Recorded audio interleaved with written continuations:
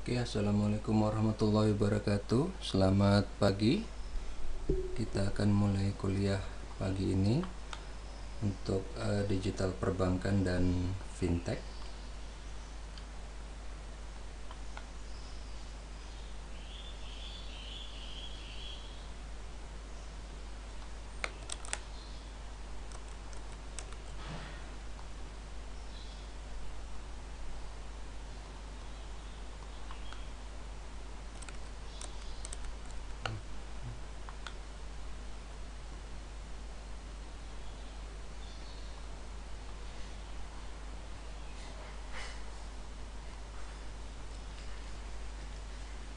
Oke, untuk pertemuan kali ini kita akan membahas tentang bagaimana teknologi mengubah interaksi manusia.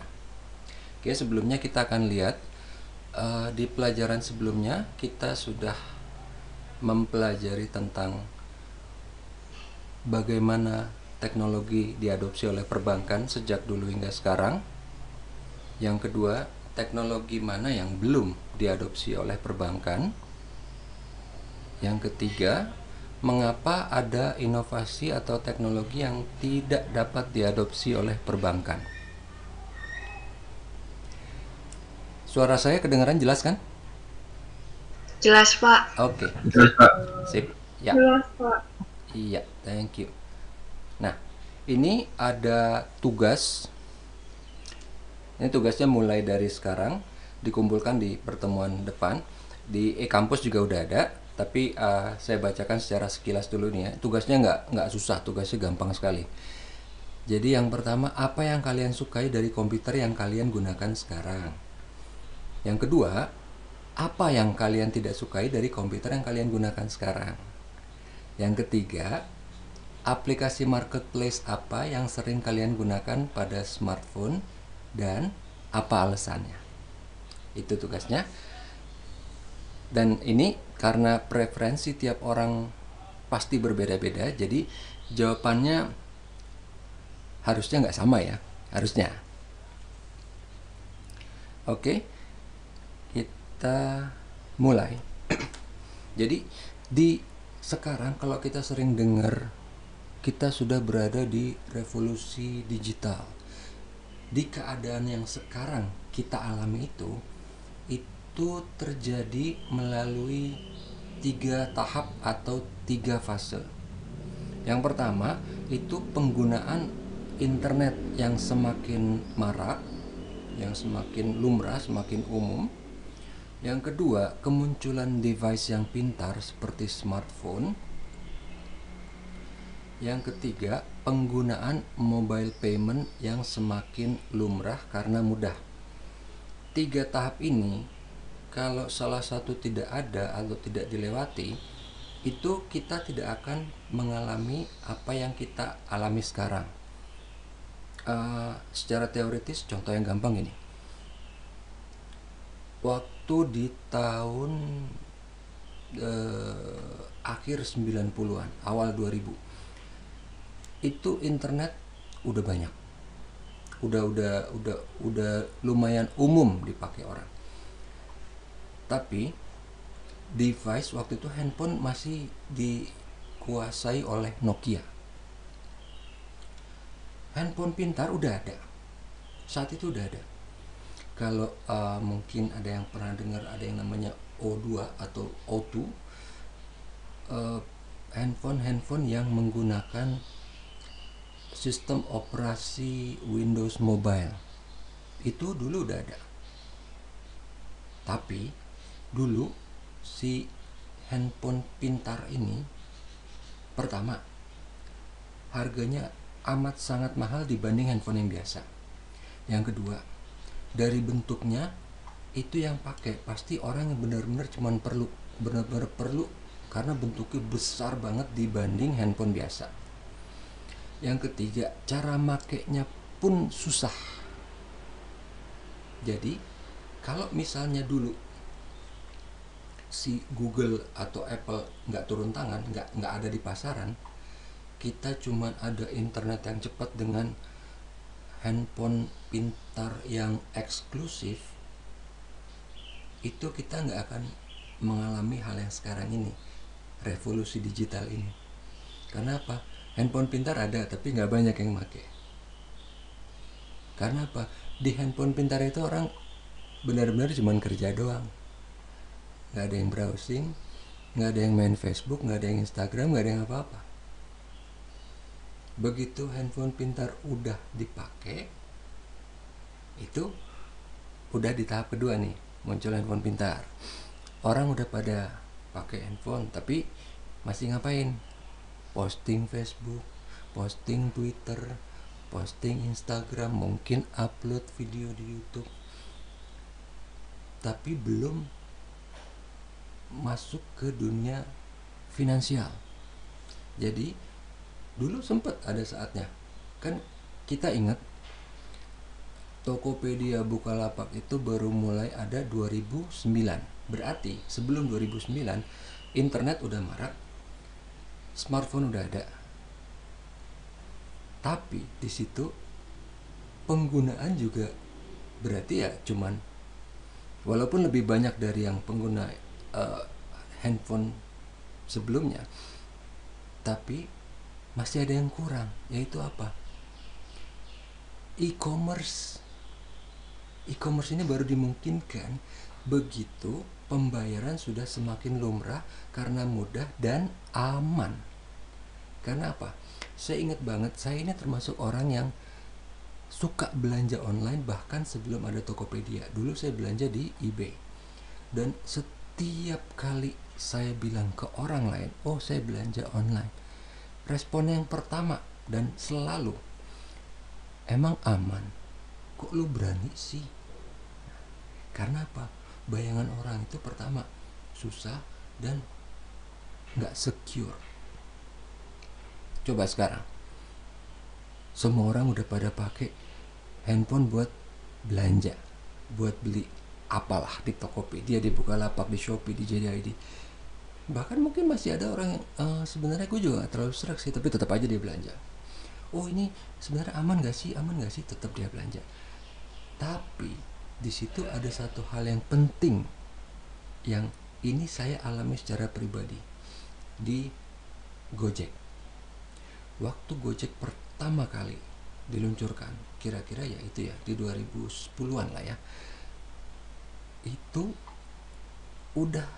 bukan udah pernah ya, bisa dibilang lumayan sering beberapa kali terjadi yang namanya kasus fraud. Jadi saya baru top up tiba-tiba hilang duitnya, saya baru top up tiba-tiba hilang. Dan itu nggak cuma di Gojek, di tempat lain juga, di Tokopedia, di Bukalapak sama. Untungnya di dunia IT itu cepat direspon sehingga tingkat keamanannya ditingkatkan, akhirnya nggak ada lagi. Kalau tetap berulang ada kasus duit saya hilang, itu pun kita nggak akan mungkin nyaman belanja di online seperti sekarang, gitu. Oke. Nah, di fase sekarang ini itu orang menyebutnya sebagai hyper connected consumer. Maksudnya gimana? Kita lihat aja di gambar ini. Orang ini otaknya yang dipikirannya apa? Internet. Maksudnya gimana? Emang otaknya bisa connect ke wifi? Enggak. Yang dimaksud ini orang yang dia pikir, kalau dulu ya, orang zaman dulu nih mikirnya ntar siang gue makan apa ya, atau oke, dia misalnya orang kaya, dia nggak mikirin makanan, besok gue liburan kemana ya, gue mau ketemu siapa ya. Tapi kalau ini orang hyper connected, dia, gue besok mau posting apa ya, kemarin gue debat dengan orang di internet, kayaknya gue salah ngomongnya, harus ini bla bla bla. Wih, kemarin gue ngeliat ada postingan di Instagram itu, kok fotonya keren banget ya, itu pakai kamera apa. Itu otaknya yang dipikirannya adalah hal yang ada di internet, karena memang kegiatannya kebanyakan di internet. Dia punya komputer di kantor atau di kampus terhubung ke internet. Dia punya notebook buat ngetik di jalan atau di kafe terhubung ke internet. Dia punya tablet terhubung ke internet. Dia punya smartphone terhubung ke internet.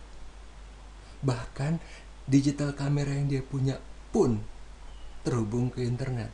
Karena apa? Kan digital kamera zaman sekarang itu bisa connect langsung ke wifi. Jadi kalau kita habis ambil video, itu bisa langsung di-upload ke YouTube, ke Instagram, ke TikTok.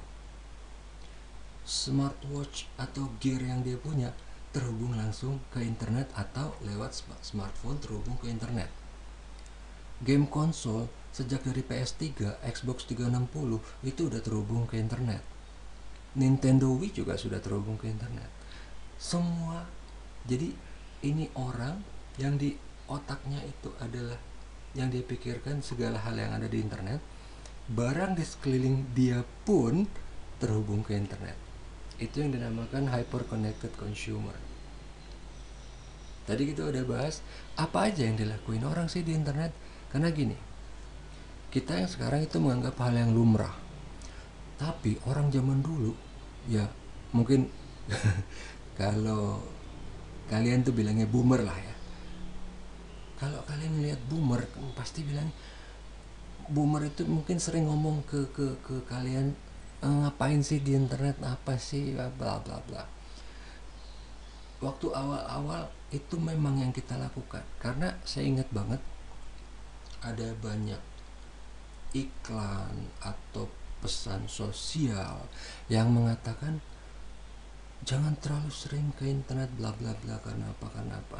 Plus kalau saya nggak salah waktu awal-awal masih zamannya BBM atau BlackBerry Messenger, itu ada satu kayak anekdot yang berusaha mungkin mengingatkan atau meluruskan kita saat itulah ya. Jadi anekdot itu bunyinya gini, BBM mendekatkan yang jauh, menjauhkan yang dekat. Karena memang itu faktanya. Zaman dulu itu masih berusaha dianggap aneh. Jadi ini ada 5 orang. Ini pengalaman saya pribadi waktu itu dengan orang kantor makan siang. Kita berlima. Jalan udah megang HP masing-masing, lihat HP. Sampai di restoran, duduk di kursi, ngadep ke meja. 5-limanya megang HP, nggak ada yang ngobrol. Paling cuman mau makan apa? Ini pesan menu, tek udah. Sambil nunggu makan, lihat HP lagi. Itu dulu kita bilangnya BBM mendekatkan yang jauh, menjauhkan yang dekat. Jadi kita masih berusaha untuk menangkal hal itu. Tapi setelah yang namanya payment gateway masuk, fintech masuk, itu udah nggak bisa dicegah. Karena apa? Apa sih yang dilakuin orang di internet? Pertama, dia bisa kerja, dia bisa belajar kayak sekarang, dia bisa browsing di internet, dia bisa setup project, dia bisa belanja, dia bisa jualan, dia bisa dengerin musik, dia bisa menyampaikan aspirasi, dia bisa posting, dia bisa jadi vlogger, dia bisa jadi influencer, dia bisa terima email, dia bisa membuat dokumen untuk dikerjakan bareng. Jadi sekarang bisa dibilang amat sangat banyak yang bisa dilakuin orang di internet, sehingga orang udah stop tuh, udah nggak bilang lagi ngapain sih lo di internet. Nggak bisa. Karena apa? Misalnya kayak tadi saya dengan 5 orang dari kantor ke restoran, mereka semua sibuk dengan HP. Terus saya marahin, woi ngapain sih ngeliat HP aja. Bisa ngamuk mereka. Karena apa? Gue lagi belanja mau beli susu buat anak, gue lagi mau beli beras buat di rumah, gue lagi ngeliat saldo, gue lagi mau ngirim duit buat sepupu, buat paman, buat siapa. Sekarang udah gak bisa. Karena yang dilakuin di internet, mulai dari yang amat sangat gak penting sampai yang amat sangat penting, semua bisa dilakuin di internet. Oke, kita lihat yang berikutnya. Teknologi ini, yang namanya teknologi sekarang ini, suka atau nggak suka, akan melahirkan yang namanya transparansi. Maksudnya gimana? Kita lihat. Karena teknologi kita bisa tahu ada yang namanya hoax. Tapi hoax itu juga munculnya karena teknologi. Tapi hoax itu sebenarnya muncul udah lama. Tahun 1812 ya, tahun 1812, lama banget nih. Ada orang yang mencoba nipu, benar-benar mencoba nipu dengan mengatakan kepada dunia, saya telah menciptakan perpetual motion engine. Maksudnya apa? Mesin yang digerakin sesaat, habis itu dia bisa bergerak sendiri selamanya. Makanya namanya perpetual motion engine. Kalau ini ada, orang nggak perlu lagi yang namanya bensin, nggak perlu baterai, nggak perlu apa-apa. Makanya saat itu heboh. Dia minta dana untuk penelitian lebih lanjut dari pemerintah. Pemerintah nggak mau dong langsung kasih duit. Dia datang, mana coba lihat mesinnya, kayak apa kerjanya. Dia kasih lihat, tapi jangan lihat dari dekat ya, harus dari jauh. Kenapa? Nggak bisa, soalnya ini sangat rumit, nanti rusak. Oke, dilihat benar jalan, tapi orangnya tetap nggak yakin. Nggak, saya harus lihat dari dekat sebelum kamu dapat duit dari pemerintah. Saya harus lihat. Nggak bisa, nanti rusak. Tetap harus lihat. Begitu dilihat dari dekat, kelihatan dong ada tali yang muterin roda-roda itu. Dan begitu talinya dirunut, itu ada orang dari jauh yang lagi narik-narikin rodanya. Gitu loh. Jadi ini 1812. Di tahun 1917 kalau saya nggak salah, itu ada yang namanya Piltdown Man. Ini mungkin kita nggak kenal Piltdown Man. Yang kita kenal apa? Missing Link. Jadi saat itu orang tuh super heboh. Hebohnya apa? Orang itu dikagetkan atas penemuan tengkorak yang setengah atasnya manusia, rahang bawahnya monyet. Wow, heboh, itu super heboh itu. Jadi bahkan sampai tahun 50, tahun 60-an itu orang masih heboh. Ini dia missing link. Oh, teori Darwin bener. Wah, apa evolusi bla bla bla. Tahu nggak? Ini orang yang namanya Charles Dawson yang menemukan ini. Itu dia sengaja. Dia ketemu rahang, entah apa ya niatnya, karena nggak lengkap, cuman tengkorak aja, rahang atas, rahang bawahnya nggak ada. Kayaknya nggak asik nih, ambillah rahang orangutan, ceplok, taruh situ. Waktu itu selama 50 tahun lebih orang percaya, oh teori Darwin bener, oh evolusi bener, bla bla bla, oh ini dia buktinya, ini missing link. Tapi sesudah itu, ini sama seperti halnya kita nanti membongkar hoax yang lain. Ini yang pertama kali disadari orang apa? Kenapa cuman satu? Kenapa cuman ada di situ? Kenapa cuma dia yang nemuin? Awalnya itu yang ada di pikiran orang. Lihat, oke, missing link, ya gue percaya. Tapi begitu ditemukan fosil lain sampai ada ratusan, banyak, semuanya nggak ada yang kayak gitu. Semuanya kayak orang biasa. Mulailah orang curiga, tapi perlu waktu 50 tahun orang untuk sampai curiga. Dilihatlah kenapa sampai akhirnya terbongkar. Tapi orangnya udah keburu meninggal, si Charles Dawson sama yang lain. Akhirnya cuma bisa diduga-duga apa motifnya si orang ini, ngapain, iseng banget. Tapi itu termasuk salah satu hoax terbesar sepanjang sejarah. Yang berikutnya ini lebih lucu lagi. Jadi kalau kalian mungkin pernah terima email atau apa yang sebenarnya ini berawal dari tahun 90-an, saya ingat. Jadi ini kalau kita lihat ada foto raksasa. Awalnya tahu nggak? Ini ada dua orang kaya yang mungkin istilahnya dia udah punya segalanya. Lu punya mobil Ford yang mahal nggak? Enggak. Oh, besoknya dia beli. Yang beli terus akhirnya nggak mau kalah. Oh, dia beli mobil apa gitu kan. beli kereta api, oh beli gedung, beli apa. Begitu udah kehabisan bahan, apalagi yang bisa gue ini ya, ngeprank lah dia bikin dari gipsum kayak patung, dikubur di tanah selama setahun.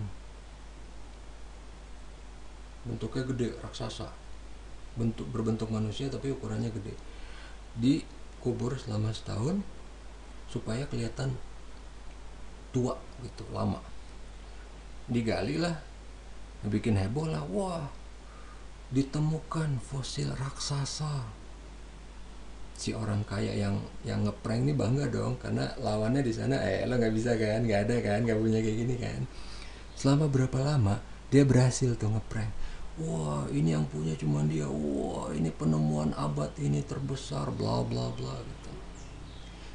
Yang si orang kaya yang satu lagi, dia penasaran, dia ya itu tadi, kenapa cuma lo yang nemuin, kenapa orang lain enggak? Oke lah mungkin gua enggak, kenapa yang lain enggak? Dikorek-korek akhirnya ketemu, ngakulah itu orang, iya saya bohong karena gini. Tahu nggak apa yang dilakuin sama si orang kaya yang kalah? Dia ngeprank kuadrat. Waktu pas pertama kali ditemukan si fosil raksasa ini, dia juga bikin. Terlepas dia nggak tahu itu benar apa enggak, dia juga bikin. Jadi pas yang lawannya itu terbuka kebohongannya, ngaku, tahu nggak apa yang dia bilang? Yang punya dia bohongan, nih yang punya gua nih yang beneran. Makanya ada dua di sini, kiri sama kanan. 2 kali itu dunia dibohongin, cuman gara-gara nih 2 orang kaya lagi ngeprank. Tapi akhirnya kita jadi tahu kan, yang berikutnya ini yang lebih aneh lagi. Jadi tahun 1957, pada tahu ini kan apa, bukan kantor berita ya, news network yang namanya CBS, sampai sekarang masih ada. CBS tuh kayak CNN, ABC gitu kan. Jadi tahun 57, entah kenapa mereka berniat ngeprank ke dunia. Mereka bikin dokumentasi tentang adanya tanaman yang berbuah spaghetti. Jadi ini di luar negeri, di internet itu kita kalau mau search spaghetti tree. Jadi dikasih lihat dokumentasinya. Ini ada perempuan yang lagi memanen spaghetti, dan narasinya itu adalah narasi dari pembawa berita yang terkenal saat itu. Coba, niat banget kan? Dan ini dibilang adalah hoax terbesar di dunia news. Tapi entah apa gitu niatnya. Oke. Ini adalah hoax yang berulang dan selalu berulang dari tahun 70-an. Hoax tentang alien. Jadi tahun 57 itu, tahun 47 itu beredar videonya hitam putih tentang ini gambarnya, ini screenshotnya adalah ini, wah ini ada alien bla bla bla segala macam. Tapi dari dulu saya itu dengar berita tentang alien itu dari saya SD masih percaya, keren, hebat, bla. Begitu SMP saya udah mulai mikir, kenapa sih beritanya cuma dari Amerika, kenapa sih alien cuma ada di Amerika. Begitu SMA saya udah mulai yakin, gue nggak tahu gimana, tapi gue tahu pasti itu bohong, tapi gue belum bisa buktiin gitu. Jadi ini sama kayak yang tadi, mindsetnya kita gimana membantah sesuatu itu adalah dengan common sense. Emang alien sebegitu bodohnya dia bisa mengarungi angkasa yang miliaran triliunan kilometer, dia datang ke bumi di tempat yang itu aja. Karena Amerika paling canggih. Ya oke lah, Amerika paling canggih, tapi dulu tahun 80-an 2 negara paling canggih, Amerika sama Uni Soviet. Kenapa dia nggak ke Uni Soviet? Karena bla bla bla bla bla. Tetap aja. Sekarang misalnya oh Amerika canggih. Enggak, ada Jerman, ada Prancis, apa semua sama canggihnya. Kenapa kenapa tetap cuma di Amerika aja? Ini juga hoax, dan ini udah terbukti. Nanti kita akan lihat ada yang lebih ajaib lagi. Ini berulang-ulang. Ini sama tentang alien juga. Kalau tadi adalah bodinya, badannya. Kalau ini adalah crop circle. Jadi seolah-olah kayak pesawat ruang angkasa yang mendarat di sini. Padahal ini cuman keisengan seorang petani awalnya. Akhirnya diikuti sama petani lain. Buat motong si jagung itu pakai tali. Jadi kayak jangkar gitu. Dibuat bundar. Petaninya udah ngaku. Tapi orang tetap dong nggak percaya. Nggak mungkin. Itu bulatnya sempurna. Lah, ini orang petaninya udah ngaku, dia kasih tahu caranya gimana, tetap nggak percaya. Nah, kita lihat di sini. Yang ajaib dari hoax itu bukan pelaku atau pembuatnya, efek dari orang lain. Ini udah dibilangin penipuan. Yang nipu udah bilang, udah ngaku, udah kasih tahu caranya, tapi yang ditipu tetap nggak mau. Ajaib kan? Ya, sama ini juga gitu. Ini adalah potret tentang peri. Katanya, oh ini ada foto seorang gadis kecil, oh itu ada perinya. Terus ini sama kayak yang tadi. Yang buat foto ngaku, oh enggak, ini saya mungkin salah, apa ya, dia ngeles lah ya. Oh ini double exposure bla bla bla segala macam. Tapi ada satu orang lagi yang bilang enggak, ini emang beneran, kita emang sengaja mau ngeprank. Seperti yang tadi, tetap ada yang bilang, oh enggak, ini saya yakin ini beneran peri. Nah, ajaib kan? Oke. Ini sama seperti yang tadi, tapi ini lebih modern. Ini adalah foto jenazah atau fosil dari peri, katanya. Jadi ada seorang bernama Dan Baines, dia bilang, gue punya jenazah peri, di foto, dilelang di eBay. Tapi terus akhirnya salahnya apa? Dia bilang ini otentik, 100%, udah dianalisa oleh arkeolog, paleontolog, apalah namanya, udah dianalisa oleh ilmuwan terkenal. Karena dia ngomong gitu, kan itu beritanya nyebar di eBay, oh ada ini orang yang ngelelang ini bla bla bla, sampai ke polisi, sampai ke pemerintah, karena dia mengklaim udah dicek sama ilmuwan. Jadinya kan polisi nanya dong, siapa ilmuwan yang ngecek, siapa namanya, orangnya mana, ada nggak tanda-tandanya. Akhirnya dia ngaku, oh enggak, gue cuman bohong-bohongan. Dia bilang di eBay, di auctionnya, oh enggak, ini bohongan bla bla bla.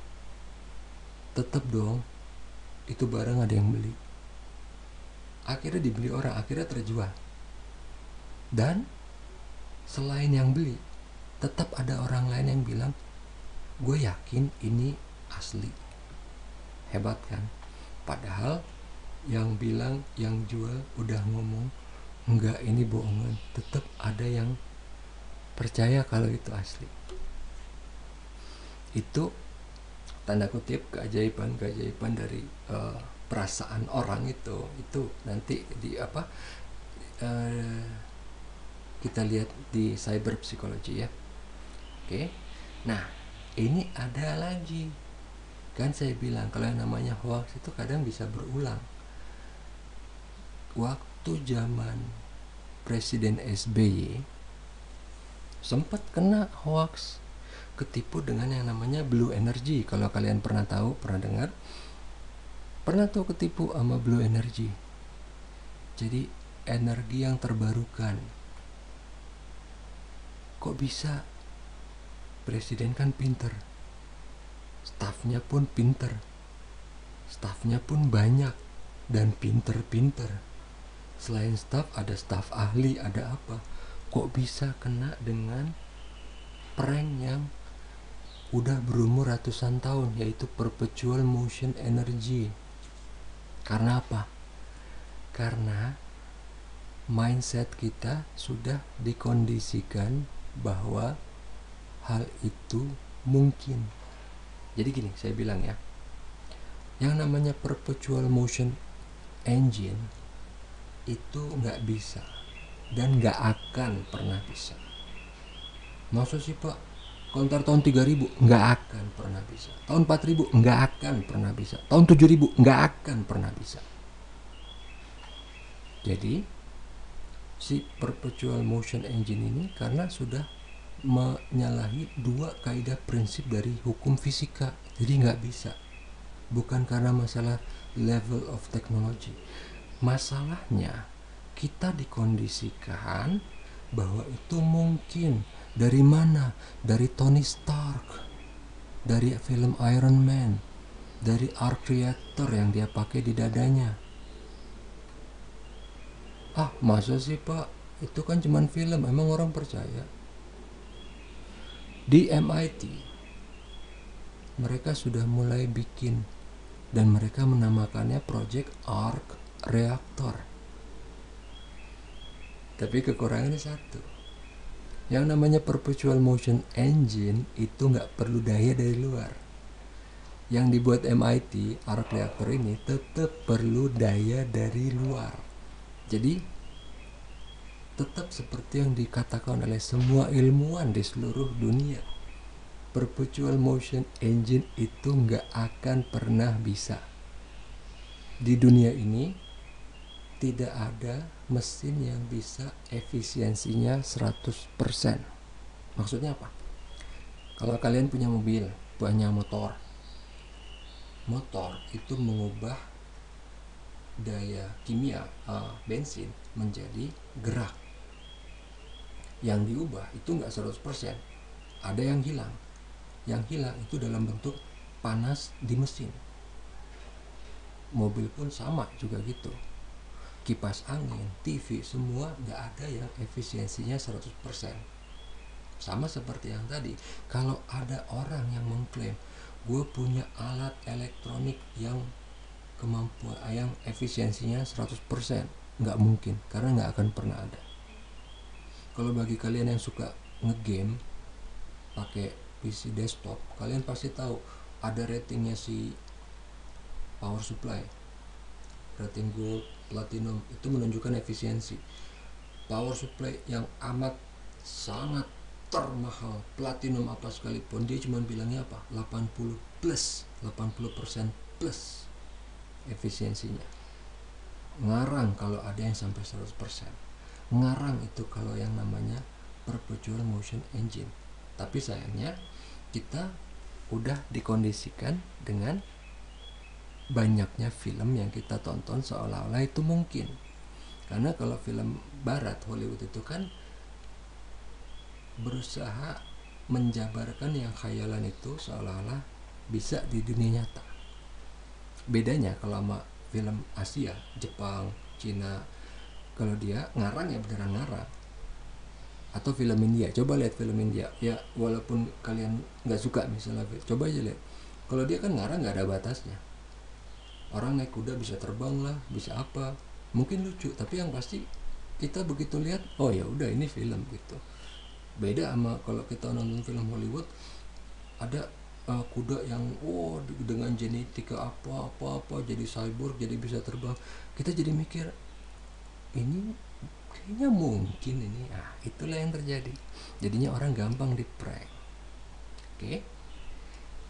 Sekarang tadi kita udah lihat berbagai hal yang kita dapat dari internet. Bagaimana kita belajar dari internet?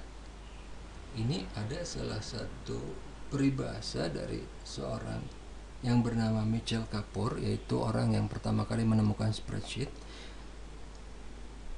bahwa internet itu ada salah satu efek yang namanya information overload. Jadi yang paling gampang tuh efek information overload tuh gini. Kalau kalian kehausan, kalian nganga di depan hidran. Coba. Bener sih, kalian dapat air, tapi dapat airnya sedemikian banyak mungkin rahangnya sampai sobek, sampai apa, tapi dapat airnya benar. Cuman mungkin nggak ketelan juga gitu. Jadi getting information of the internet is like taking a drink from a fire hydrant. Ya itu tadi. Karena apa? Di internet itu sedemikian banyak informasi, mau yang penting, mau yang nggak penting, mau yang apapun, mau yang hoax, mau yang nggak hoax. Jadi kita nggak tahu mana yang hoax, mana yang nggak, gitu. Apalagi hoax atau enggaknya itu sekarang kita udah susah. Karena gini, kalau zaman dulu, ini saya kasih analogi yang gampang. Kalau zaman dulu nih, zaman perang, kalau orang dia mau naruh ranjau, itu ranjau supaya nggak kelihatan, digalilah tanah, taruh ranjaunya, dipendam di tanah, ditutupin pakai daun-daunan, pakai ranting kan. Itu dulu. Sekarang itu ranjau nggak usah ditaruh tanah, digeletakin aja. Nih ranjau satu, taruh ceprot. Tapi di sekelilingnya ada 1000 ranjau yang palsu, yang asli satu. Sekarang seperti itu caranya. Jadi kalau dulu itu kita perlu skill untuk mencari informasi, karena informasi dulu masih sedikit.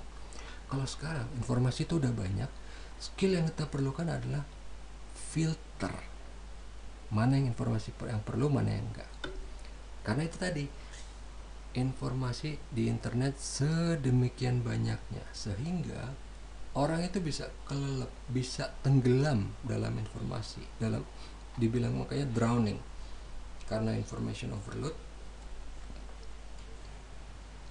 Jadi makanya kenapa kalau kita browsing itu dulu bilangnya surfing, supaya kita tetap ingat bahwa di internet itu informasi sedemikian banyaknya sehingga kita perlu ingat dan kita perlu aware bahwa kita jangan sampai tenggelam. Kita boleh surfing di atasnya, dan memang kita wajib surfing di atasnya supaya kita nggak tenggelam dalam si information overload ini. Itulah mental yang harus kita miliki sekarang. Oke. Jadi orang-orang yang sekarang ini yang sudah terpapar di internet itu memiliki preferensi yang berbeda dari orang yang sebelum adanya internet atau sebelum revolusi digital. Jadi internet itu pada akhirnya menyebabkan pergeseran behavior atau perilaku, sehingga menyebabkan pergeseran harapan atau ekspektasi dari orang-orang ini. Orang-orang ini kan nantinya pasti akan beli barang. Orang-orang ini nantinya pasti akan jadi konsumen, jadi customer dari sebuah perusahaan atau produk. Perilaku mereka berubah karena terpapar oleh internet. Ini kalau kita analisa, kita teliti, itu ada 4 stage-nya yang nanti akan kita bahas satu-satu. Yang pertama itu efek psikologis atau Maslow Hierarchy of Needs. Ini nanti kita akan jabarkan lebih lanjut, ya. Sekarang yang kedua itu adalah proses difusi dari inovasi. Maksudnya gimana? Kalau kita ingat kuliah tentang marketing, jadi proses difusi dari inovasi ini adalah suatu, awalnya itu buku diterbitkan tahun 1956. Itu ada orang yang meneliti tentang gimana efek teknologi terhadap manusia, inovasi terhadap manusia. Jadi pokoknya secara singkat ya, kesimpulan dari buku itu adalah bahwa untuk memperkenalkan sesuatu yang baru itu nanti akan ada 3 tahapan. Yang pertama itu early adopter, yang kedua mainstream, yang ketiga laggard. Kalau kalian pernah dengar ini, pasti pernah muncul ini waktu di kuliah marketing. Jadi kalau orang mau memperkenalkan produk, itu masyarakat akan terbagi 3. Ada yang setiap ada produk baru dia mau beli, dia mau coba karena dia suka hal yang baru. Yang kedua itu ada orang yang tunggu temennya, tunggu kakaknya, tunggu adiknya, tunggu bapaknya, tunggu siapapun begitu. Oh lo beli ya, emang bagus, oke, ya udah besok beli gitu. Tapi ada lagi yang dia harus nunggu banyak orang atau laggard? Emang ada? Ada. Saya, contohnya saya. Jadi saya itu pertama ya, ini saya ngomongin saya pribadi. Saya kalau mau beli barang, handphone, notebook, apapun itu, saya riset minimal setahun. Minimal setahun. Jadi kalau dulu saya sebelum beli iPad, saya harus riset minimal setahun. Jadi saya beli iPad 1 itu begitu iPad 3 atau iPad Air udah keluar. Saya beli iPod itu setelah iPod Touch yang mana gitu udah keluar. Saya beli handphone Xiaomi Mi A2 itu setelah Mi A3 keluar atau apa gitu. Tapi intinya laggard itu ada. Ya saya nggak tahu kalau orang lain, saya sendiri ini contohnya. Apapun alasannya, tapi laggard itu ada. Oke? Changes in engagement, maksudnya apa? Kita kasih analogi yang gampang. Kalau zaman dulu kalau kalian pergi dulu, mungkin misalnya nggak usah mall, dulu department store atau apa gitu ya, gimana cara orang membuat pelanggan puas? Kalau dulu caranya simple, men. Kasih diskon, harga murah, atau kasih bonus. Dah, itu cara yang dari dulu dan masih bisa diterapkan sampai sekarang, ya kan? Tapi sekarang terutama untuk fintech itu udah totally different animal, udah very very new, udah beda. Karena apa? Pertama, barang yang dijual bukan produk. Apa yang kita mau kasih diskon? Oke, kita bisa kasih diskon. Kita beli servis, kita dikasih diskon servis juga, bisa kan, masuk akal. Oke. Tapi yang saya maksud di sini changes in engagement itu kalian lihat produknya Google. Apa coba produknya? Google search engine. Iya, apa produknya? Produknya adalah ranking, ya kan? Tapi kan kita nggak pakai. Memang kita nggak pakai. Terus apa yang kita pakai? Produknya Google adalah Android. Nah, kita pakai Android, tapi kan Pak, handphone saya Xiaomi bukan Google. Saya pakai Xiaomi. Iya, tapi isinya kan Google. OS-nya Google. Di dalam kan ada Google Meet, ada Gmail, ada apa. Satu hal yang lagi yang lebih penting. Ini yang saya akan garis bawahi, masalah changes in engagement. Gimana caranya Google mengengage kalian, menahan kalian? Pertama, nyadar nggak kalau misalnya kalian masuk ke website apa gitu ya, login using your Gmail account. Oke. Pertama, itu mempermudah kalian dong daripada ngetik-ngetik, daripada register, ya kan? Itu bentuk engagementnya Google ke kalian, sehingga kalian akan tetap kemana-mana, walaupun kalian ke website apapun, kalian bawa-bawa si Google-nya. Itu yang saya maksud, new kind of engagement. Ini yang nggak kepikiran, yang sekarang baru dilakuin Google, mungkin nanti akan dilakuin oleh yang lain-lain juga. Tapi intinya si Google ini entah niatnya komersial atau enggak, tapi dia mempermudah, kan? Bener nggak? Mempermudah banget. Wah, gue lagi mau masuk nih, lagi mau riset apa, jurnal atau apa, ke researchgate.net kemana, aduh mau download tapi harus register. Ternyata bisa login using your Google account. Pertanyaannya sedikit, yang lain udah langsung keisi. Sangat comfort kan, sangat apa ya, enak gitu. Itulah bentuk engagementnya dia. Dan masih banyak hal yang lain. Yang lain contohnya apa? Ini yang tadi saya baru aja omongin. Google produknya apa? Android. Nah, tapi yang bikin handphone nggak ada. Yang bikin handphone Xiaomi. Jadi kalau handphone Xiaomi ngetop, yang untung siapa? Xiaomi, ya kan? Di mana untungnya si Google? Iklan. Selama orang masih pakai Androidnya, Google masih bisa mengontrol segalanya. Terlepas lo mau pakai hardwarenya apa, selama OS-nya masih pakai Android, gue bisa jejelin iklan di situ, dan gue bisa jual spot iklan itu ke perusahaan lain.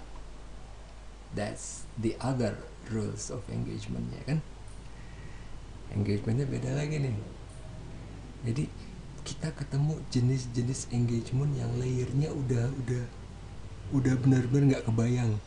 Kalau dulu ya itu kita cuma mikirkan, oke, mau barang atau jasa produk, oke, gua kasih diskon, lo pasti seneng dong, udah, that's it. Gua kasih bonus, seneng dong. Nah, sekarang ini untuk membuktikan seberapa kuatnya engagement Google terhadap kalian yang punya handphone Android, coba pindah ke Apple. Oh mahal pak, nggak usah beli yang mahal, iPhone 6.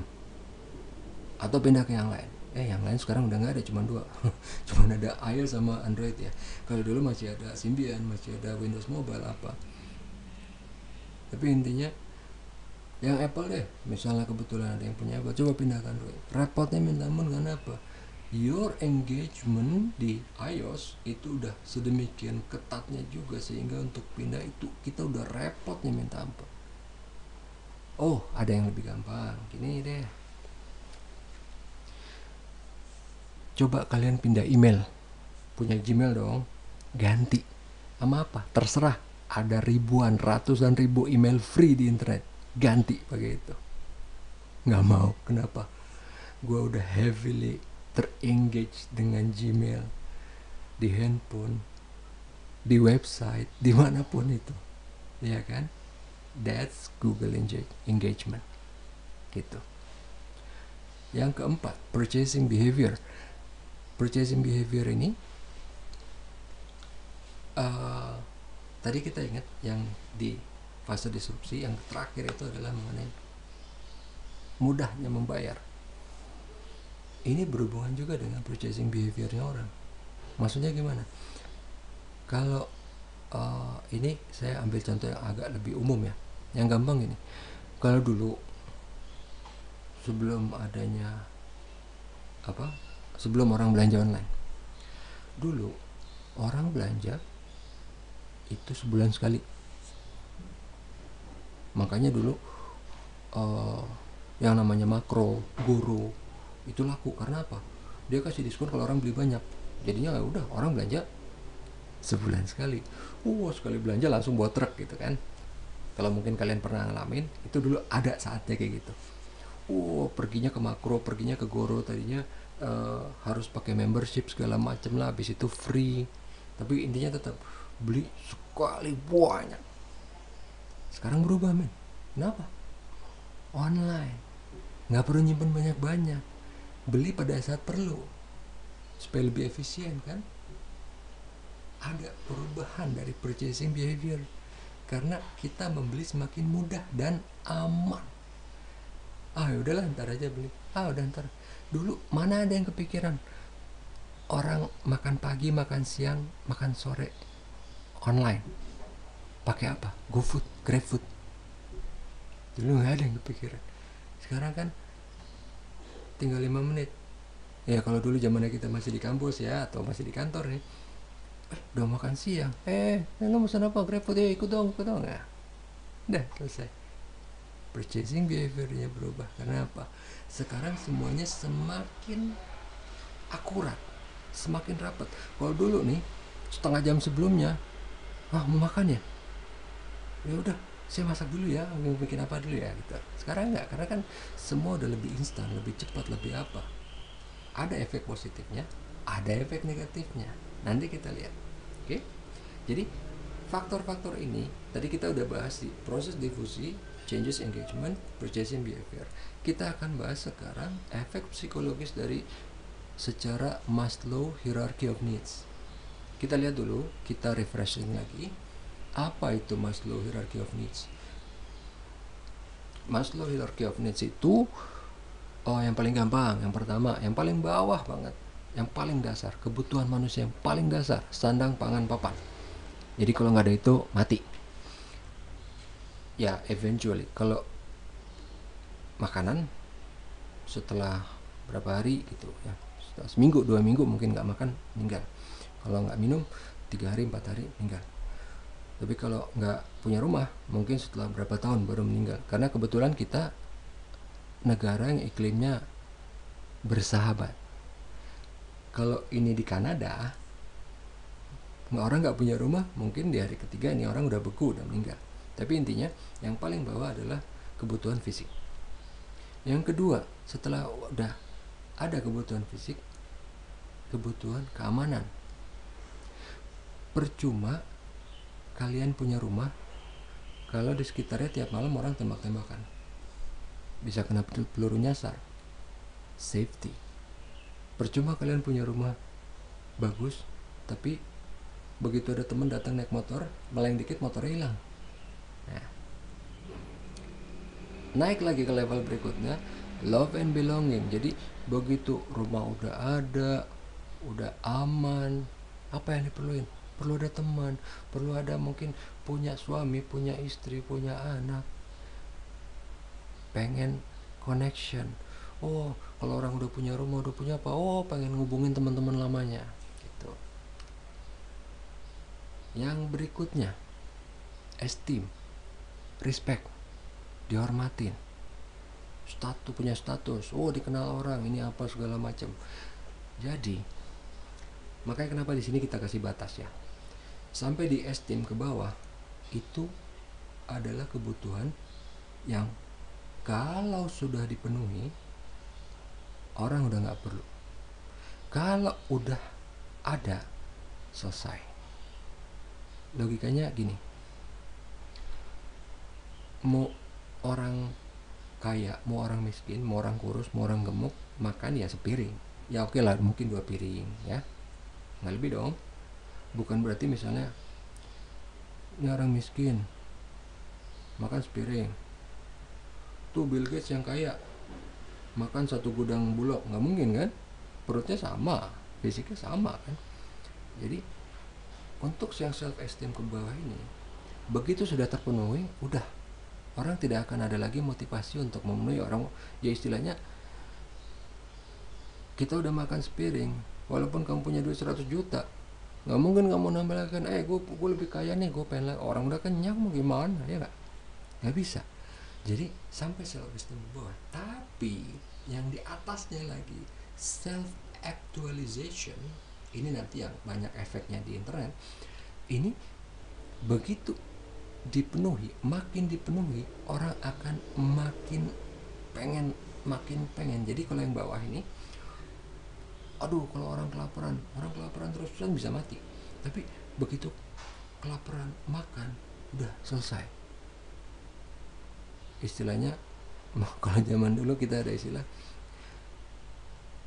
lapar ngamuk, kenyang bego gitu.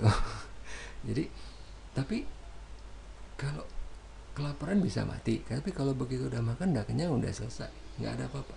Tapi kalau yang namanya self actualization, begitu udah dipenuhi, dia tambah haus, dia tambah pengen. Self actualization ini yang men-take over. Kalau orang kaya itu jadi tetap merasa nggak cukup. Maksudnya gimana? Jadi gini, kita nih sekarang ya, kalian misalnya mahasiswa, punya duit untuk kebutuhan, dikasih sebulan 1 juta misalnya, kasih 1 juta, wah kurang nih, aduh 1 juta kurang nih, aduh bla bla bla, nggak bisa apa, apapun itu kebutuhan kalian. Aduh, kayaknya kalau 5 juta cukup deh. Benar? Coba kalian main-main ke kampus lain yang cari yang anaknya orang kaya, yang dikasih duit 5 juta, tetap sama, ngeluh juga, aduh kurang nih 5 juta. Karena apa? Padahal sama kan, sama-sama mahasiswa, belajarnya sama, mungkin katakannya bukunya sama, apanya sama. Self actualization apa nih maksudnya? Kita misalnya belanja, makan di kantin, ya udahlah makan di kantin, mas mau berapa, 10.000 udah selesai. Ya kalau dia kagak makan, wow di tempat yang mahal 50.000, habis itu ngopi, ya kan. Jadi begitu udah punya duit, orang itu memodifikasi, karena self actualization ini memodifikasi kebutuhan lain yang di bawahnya. Jadinya orang padahal sebenarnya udah cukup nih, ya nggak, udah cukup kan, cuma makan doang 10.000 15.000. Enggak dong, bagi dia gue harus makan yang 50.000, apapun alasannya. Aduh ntar gue sakit, aduh kayaknya tuh jorok, bla bla bla bla bla bla gitu loh. Apapun alasannya, dia akan selalu menemukan cara untuk memodifikasi.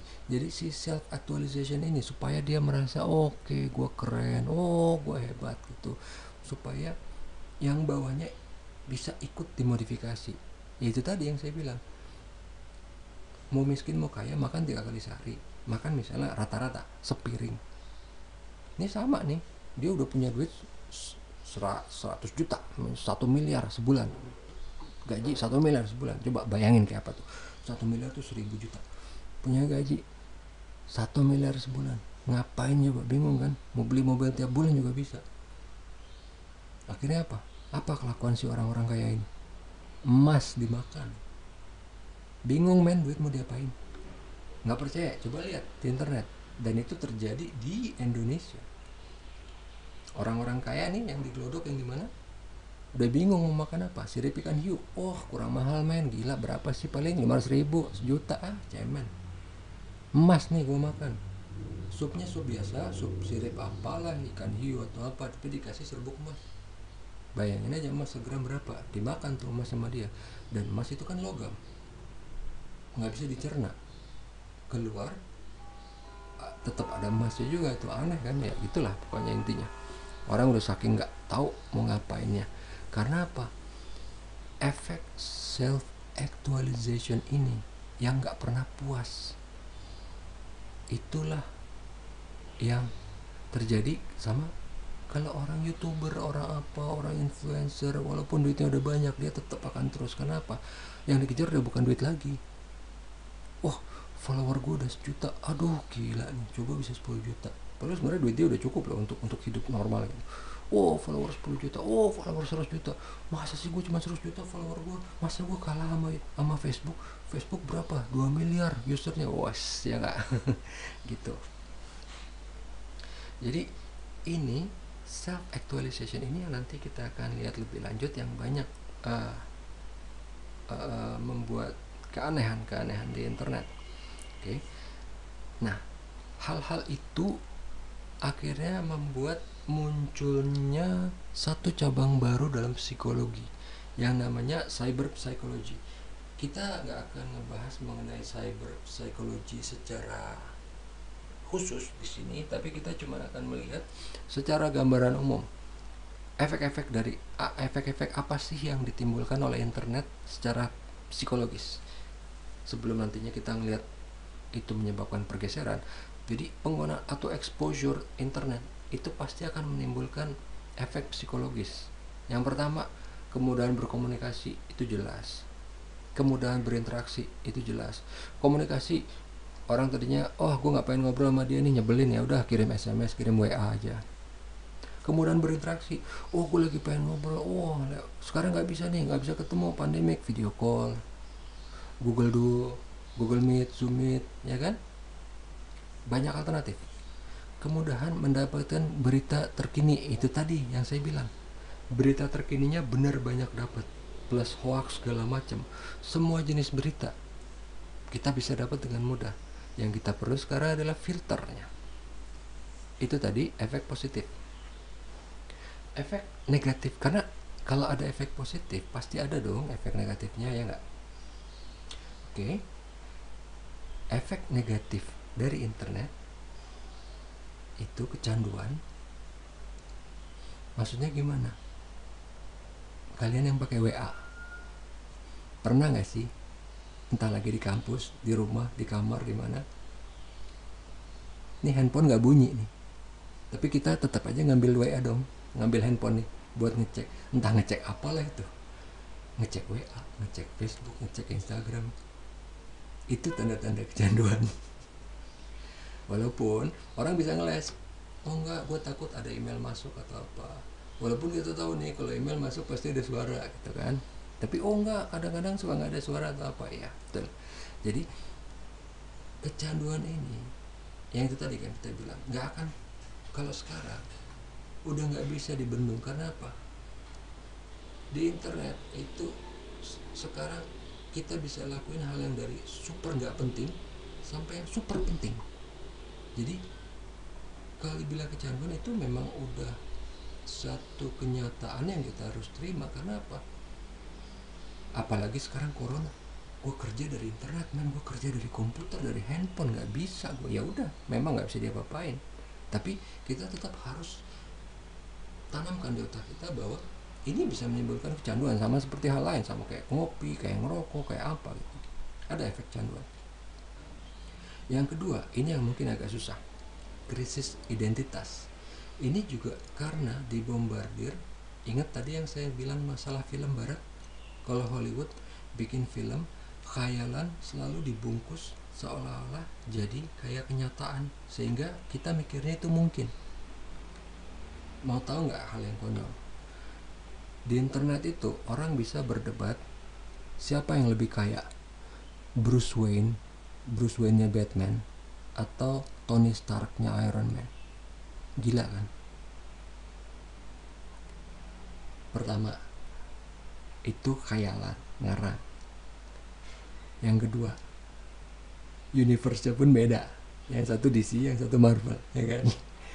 Kalau kita mau ngomong logik aja udah nggak kena, mau ngomong nggak logik juga nggak kena.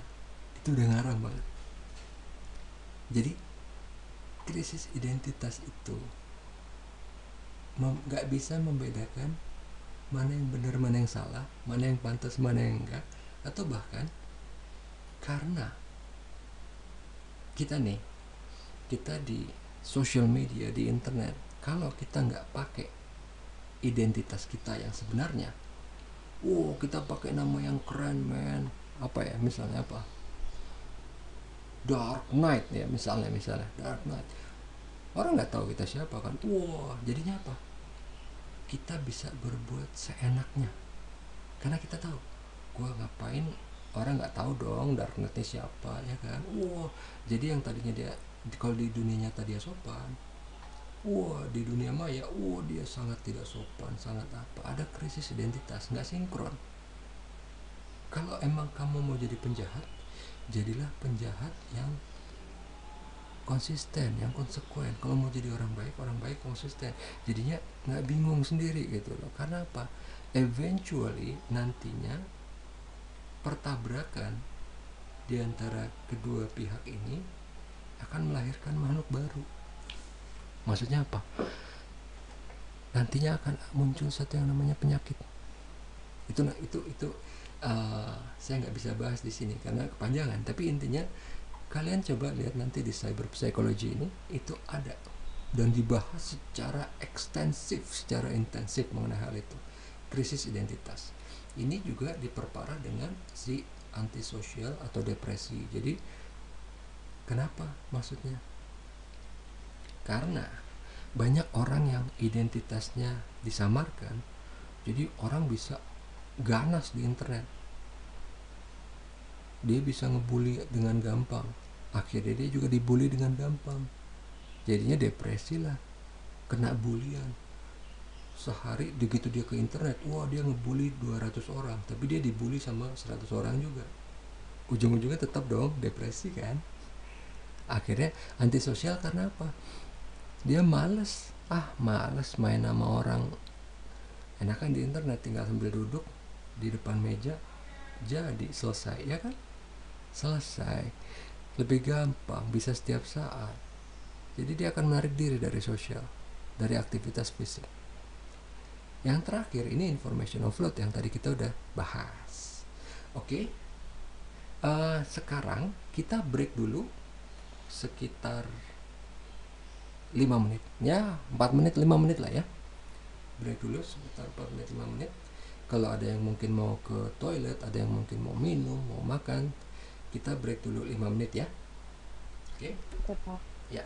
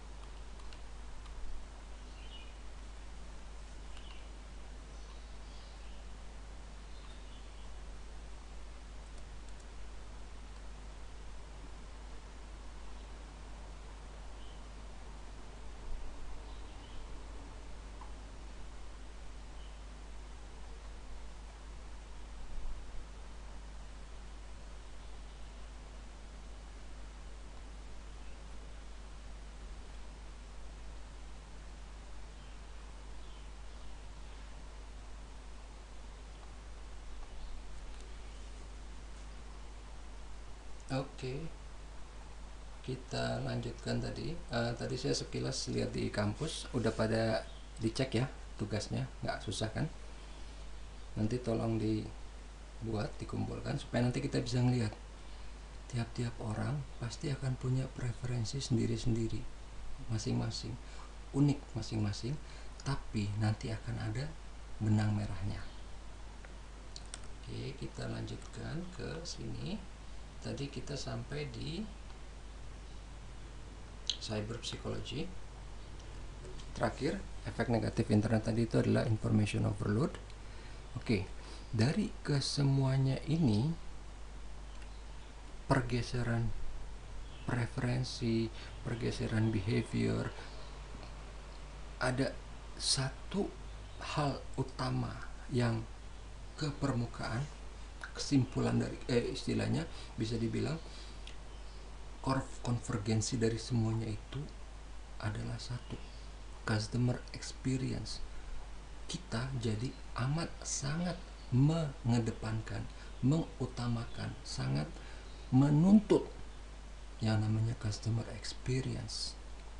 Faktanya, kita lihat di sini, market share dari mobile market sampai di Januari 2021. Kita lihat di sini, Samsung paling atas, wajar. Dia punya handphone dari yang paling murah sampai yang paling mahal. Dia punya tablet dari yang paling murah sampai yang paling mahal. Oke.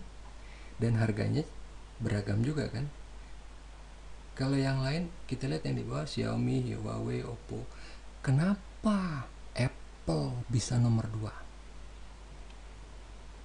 Kita tahu Apple mahal. Oke, Samsung juga mahal, tapi Samsung ada yang murah. Apple nggak ada, men. Mahal semua. Mau mulai dari apa? MacBook Air, MacBook Pro, iPhone X, iPad Pro, semuanya mahal. Kenapa dia bisa nomor 2?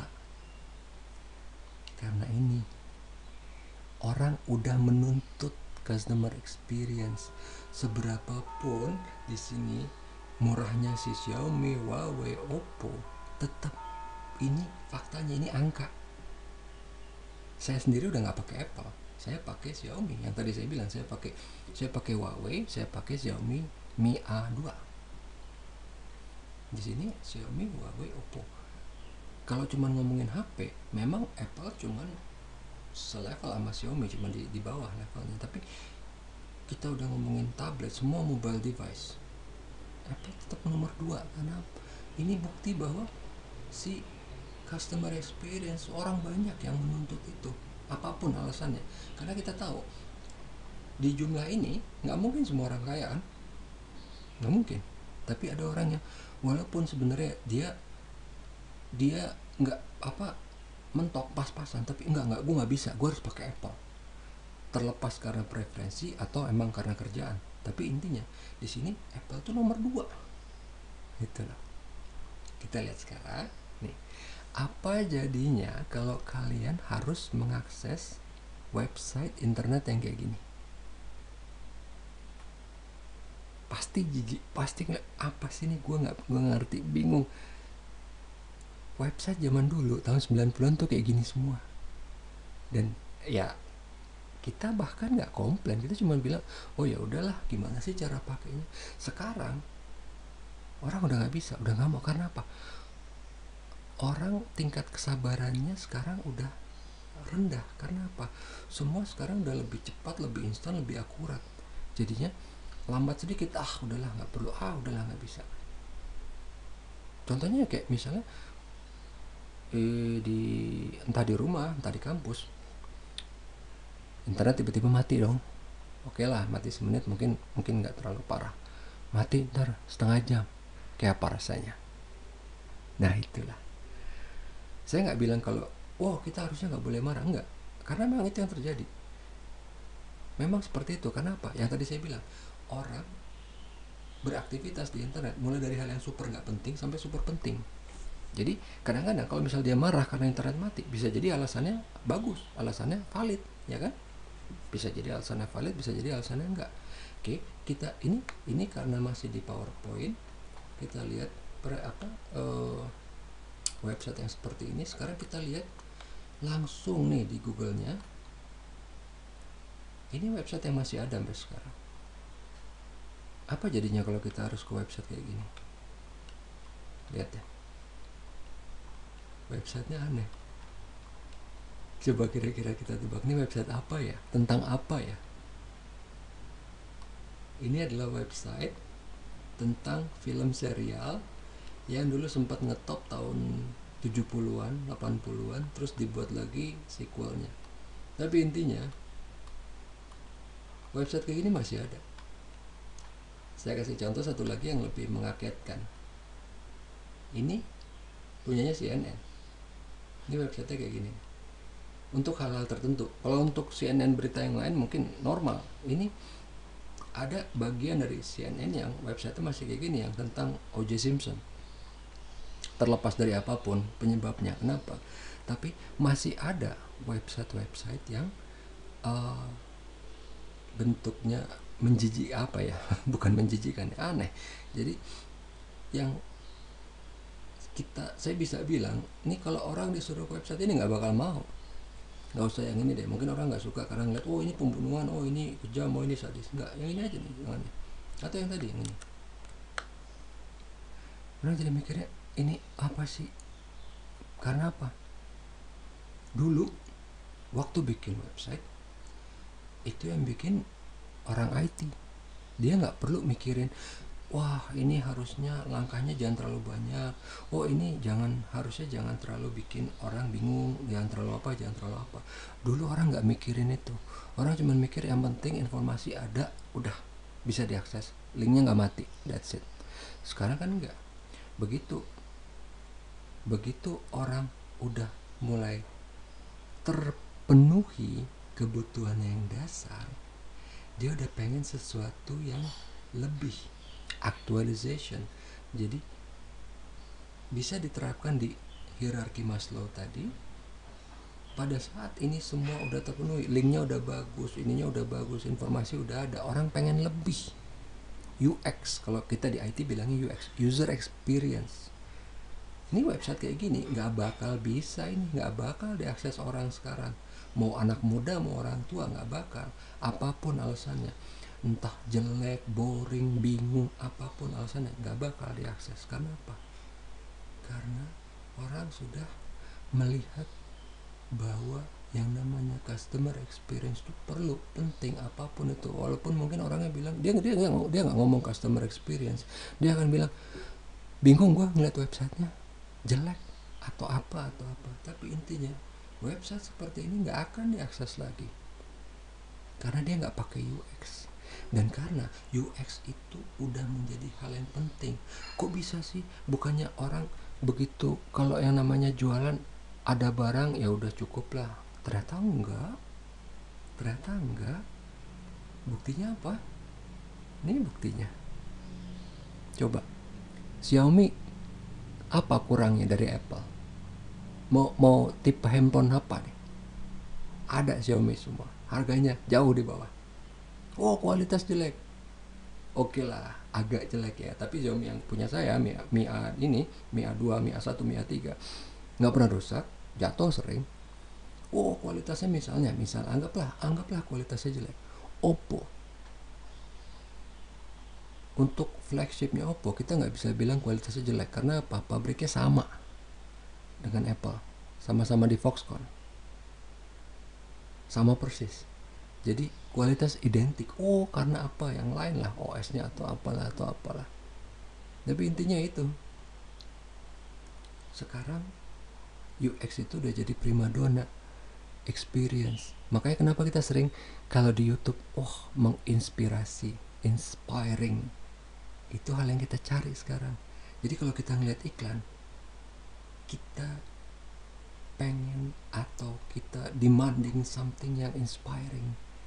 Jadi kalau kita cuma lihat iklan biasa, karena apa? Kita udah dibombardir iklan udah selama bertahun-tahun, puluhan tahun mungkin. Jadi kita udah lihat iklan biasa.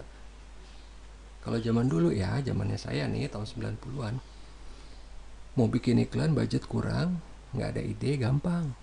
Bikin iklan aja biasa, diulang 3 kali. Itu dulu sering. Iklan obat encok lah, apalah, Remason apa, diulang 3 kali, udah selesai. Itu gampang diingat orang. Karena apa? Secara psikologis, repetitif itu membuat diingat, dan jadinya itu diulang-ulang oleh orang. Coba cara itu diterapkan sekarang, nggak bakal masuk. Orang pasti jijik langsung, walaupun dia tahu, dia ngeliat, tetap jadi orang ingat mungkin iklannya. Sama kayak iklan di YouTube, orang tahu iklan, tapi malah dia mikir, ini pokoknya gue sangat terganggu dengan iklan ini, jadinya nih barang gue gak bakal beli walaupun gue pengen. jadinya efeknya counterproduktif. Oke, ini kita ambil kesimpulan dari si teknologi ini yang mengubah interaksi manusia. Pertama, teknologi itu pasti membawa efek positif dan negatif. Yang kedua, revolusi digital itu adalah revolusi teknologi dengan percepatan yang terus bertambah. Zaman dulu udah ada teknologi, tapi tiap 3 tahun, tiap 5 tahun, sekarang bertambah terus percepatannya. Dulu Intel ngeluarin prosesor tiap setahun, sekarang tiap 6 bulan, terus tiap 3 bulan, terus tiap 1 bulan. Yang ketiga, hasil dari pergeseran preferensi yang paling utama adalah konsumen menuntut pengalaman dan inspirasi dari produk yang ditawarkan. Yang tadi, customer experience. Itu kesimpulannya. Oke. Ini presentasi saya sudah selesai. Kalau ada sebentar ya, mana tadi?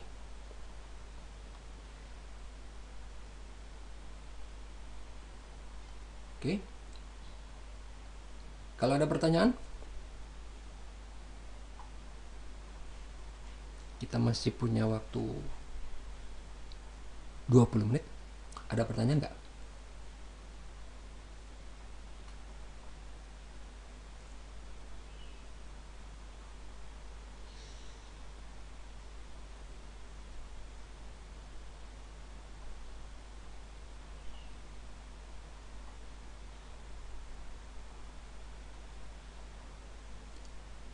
Oke, kalau nggak ada pertanyaan, oh iya, sebentar. Kalian semua bisa akses materi di e-kampus kan? Bisa, Pak. Bisa, Pak. Jadi Bisa, Pak. saya takutnya soalnya ini materi untuk yang manajemen ya. Jadi kan materinya tuh ada 8, tapi sebenarnya gini. Jadi kalau materi itu, kalau kalian ada link-link dari internet itu cuman buat referensi. Kalau kalian mau baca boleh, kalian nggak mau baca nggak apa-apa, karena semua udah saya masukin di presentasi sama di penjelasan. Sama di situ juga ada tugas, jangan lupa ya. Oke, kalau misalnya semuanya udah jelas, nggak ada pertanyaan, itu tadi tugas juga udah, ini semuanya udah ya.